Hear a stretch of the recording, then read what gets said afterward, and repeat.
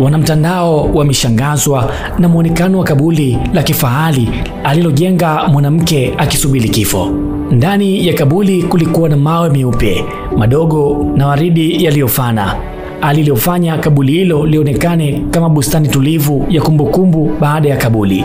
Bango kubwa kichwani mwa kaburi lilionyesha picha yake, jina lake kamili na salamu ya moyo ya kumuaga.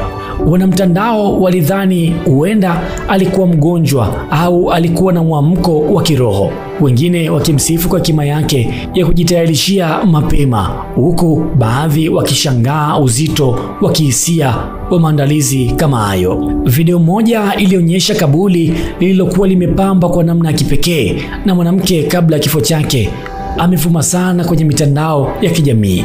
Je, mwanamke huyu alijiundia kaburi lake kabla ya kifo?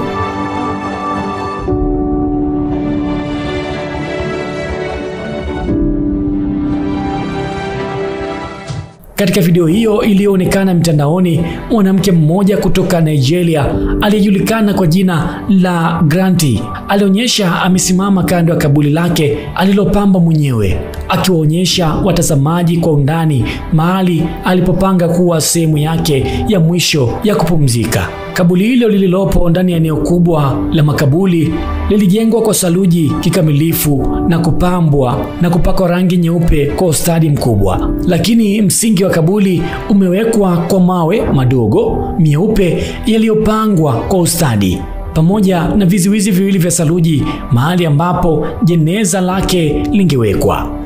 Kaburi hili limepambwa kwa rangi za zambarau, waridi na nyeupe zikiwa zimeunganishwa kisanaa katikati na kutoa muonekano wa kupendeza. Kichwani mwa kaburi kuna bango kubwa lenye picha mbili za Granty likilingana na mpangilio wa rangi. Bango hilo lilionyesha jina lake, mwaka wa kuzaliwa 1991, na cha kushangaza zaidi, tarehe aliyotabiri kwa kifo chake ni Disemba 22, 2024.